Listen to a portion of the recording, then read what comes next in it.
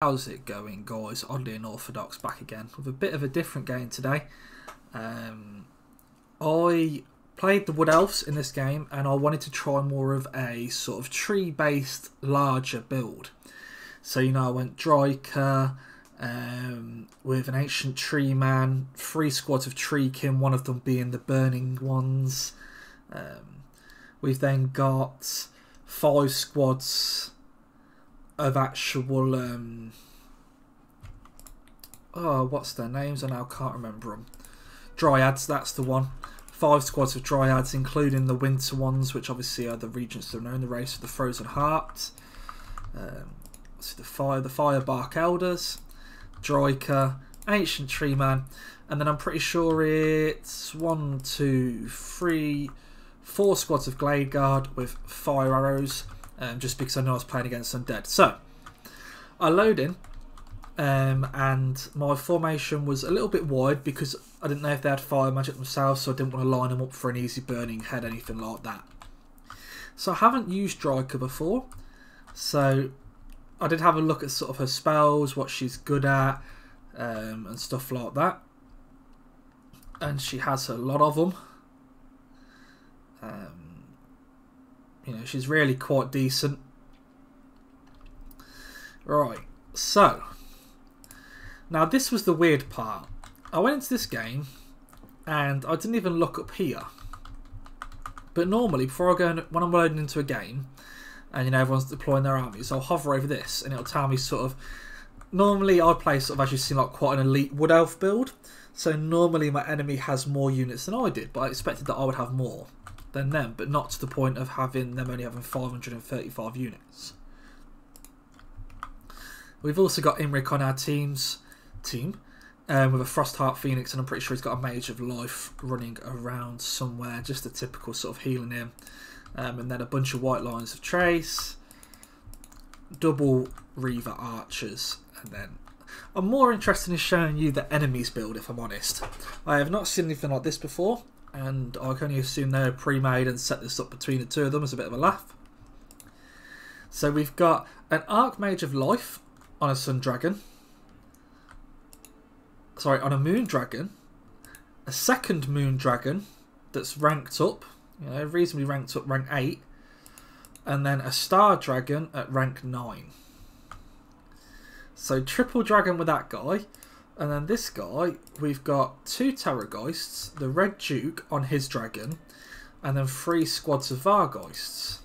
One of them being the Regent's Unknown one. On the he just put stuff actually on the floor, because obviously this guy's got chariots running around. But the rules are, you know, you've got to always have something on the ground and attacking. In the face of, like, you can't just fly around constantly in the air. So my ally does something a little bit on the weirder side here. He is deciding to fight them all against him. Now, if I was, I can't remember the name, there is a Alariel, I think it is. She has an amazing spell, which should have been perfect for this here. But as you can see, Imric does actually put some work in, but he's going to have a bit of a struggle when everything's rolled in. So I decide, right, what's the best thing I can do?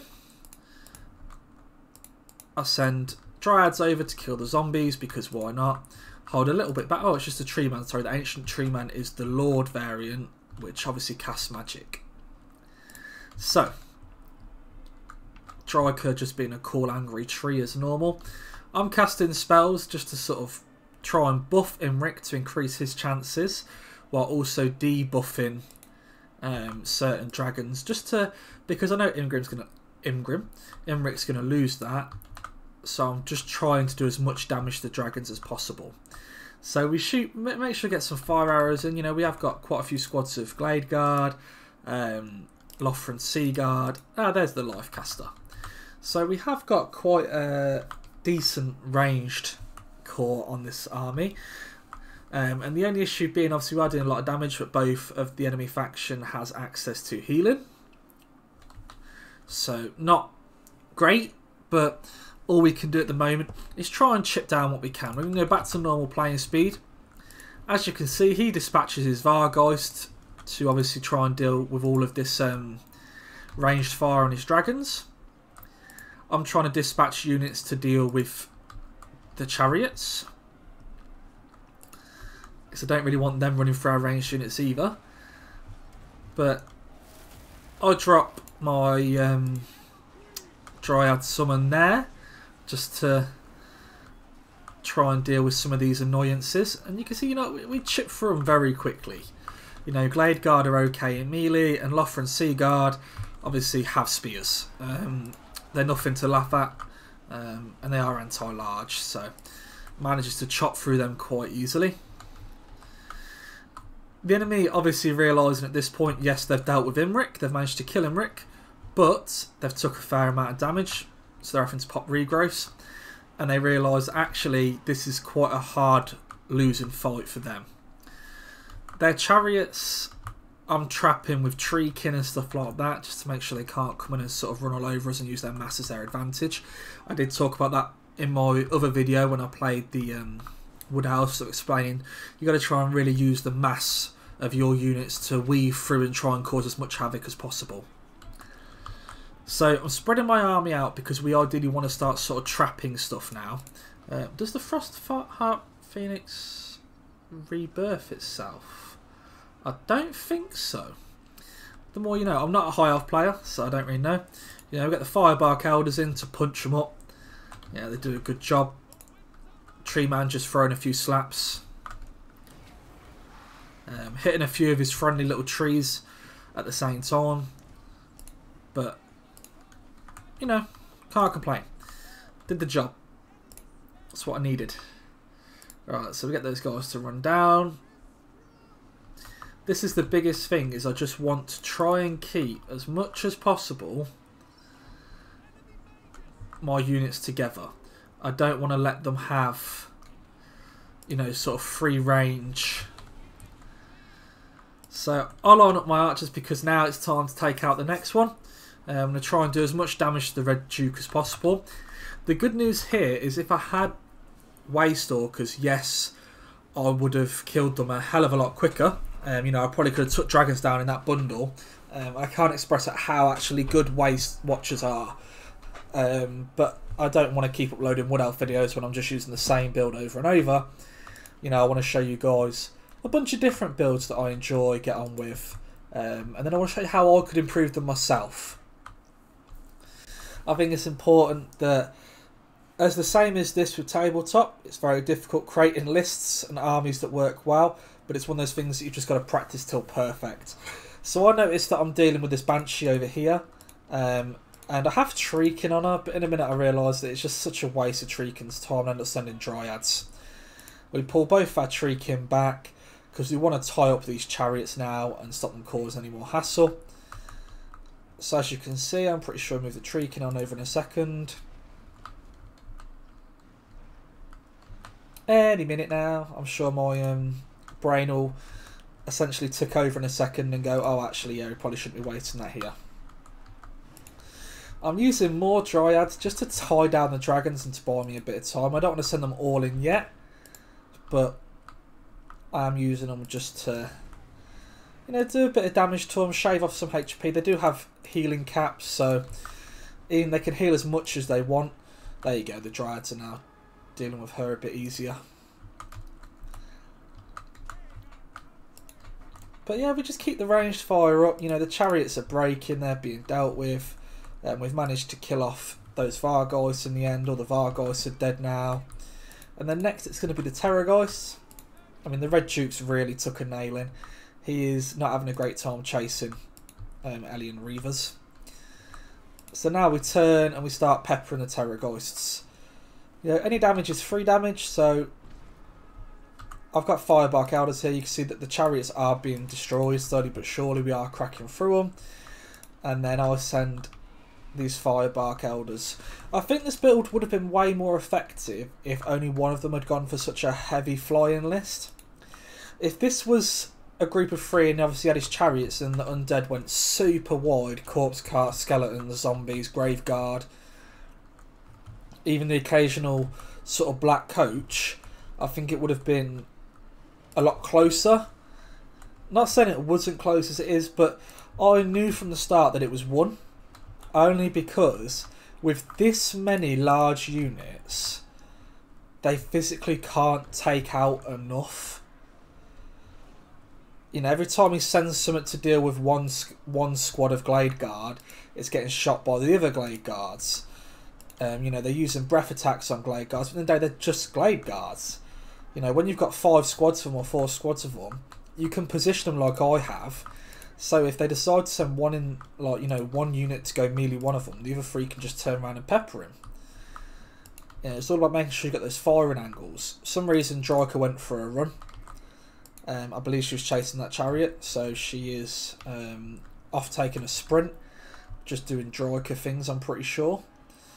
But, you know, she has some really cool abilities. I think she's very underrated. I think that she's definitely got a... I think she could be quite good in tournaments. So as you can see, we dragged down the Moon Giant. Moon Dragon, but obviously he has popped a regrowth on it. No issue, I'll turn around and I'll beat on the Red Duke instead. You know, I know that this Archmage of Life, she's at her absolute limit in healing. Yes, that can heal a little bit, but you know, he's only going to gain another 1000 HP and that's him done. I've still got you know, a full HP Ancient Treeman. He's going to hurt. We've still got we've got quite a lot of Glade Guard ammunition left. Not used to having this much ammunition when you've got Way Watchers. They've got barely any compared to the Glade Guard. And you know, we've still got the Firebark Elders there, full HP. So there's quite a few squads that I've got which will sort of do quite decent at dealing with these big threats. A big misplay by me and my ally. We group up to kill the Red Duke, and the enemy gets an absolutely brutal Dwellers. Where is it? It should be coming now. Yeah, you can see it casting it. Absolutely brutal Dwellers below. Really well played, you know, you can see that the kills just rocket up. Really well played. Beautiful Dwellers below, and it does chunk quite a lot of my units. But because I went super wide, I've still got a squad of Dryads there. I've got the Firebark Elders, the Glade Guard is still up. I've just got units absolutely everywhere. I've got this tree man for some reason chasing this chariot with his amazing 35 speed.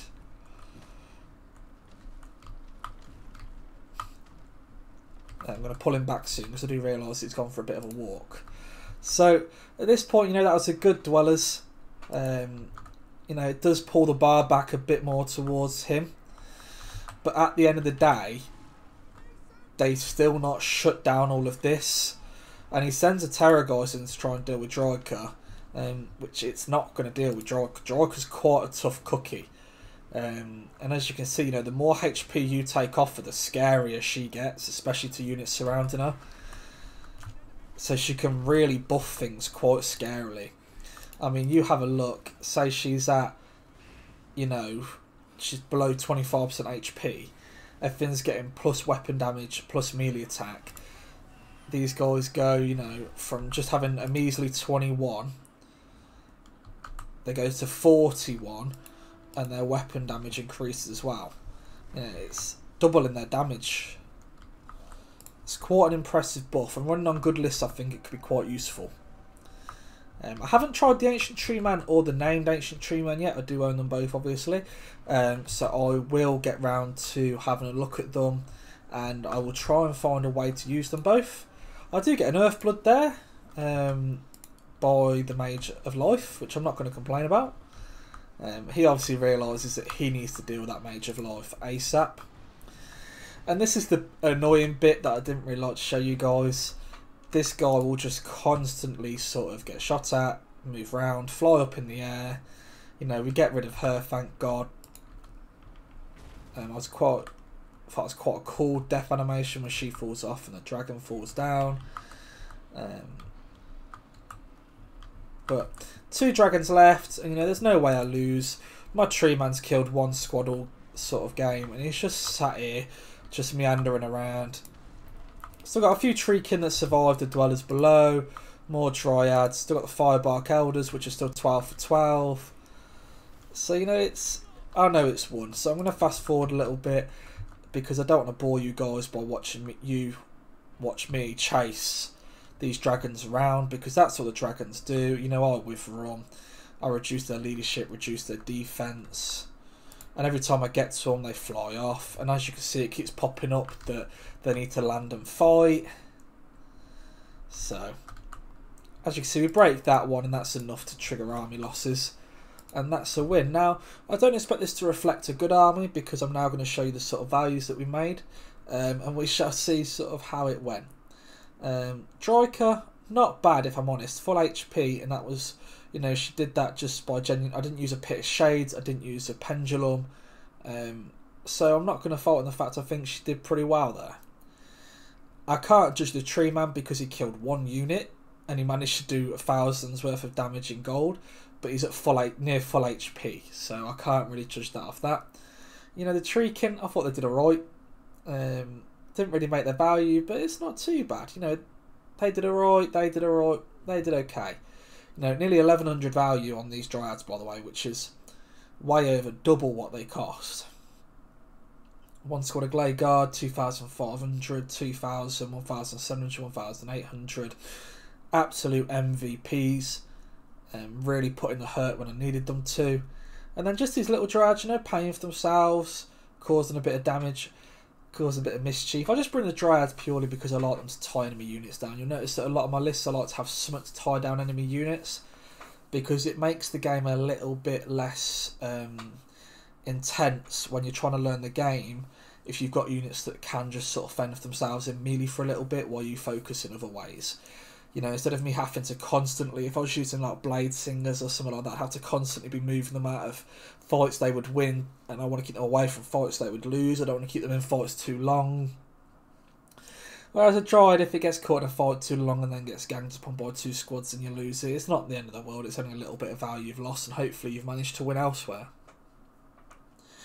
Thank you very much for watching this one, guys. A long explanation on this one. I would love if you've got sort of build ideas, armies you want to see, armies you feel like could be an absolute laugh, maybe even things that you thought of and maybe you don't really play the game as much or don't want to play multiplayer and you want me to try for you. Just leave them in the comments, leave a like, and give me a subscribe if you enjoy. Thanks for watching, guys.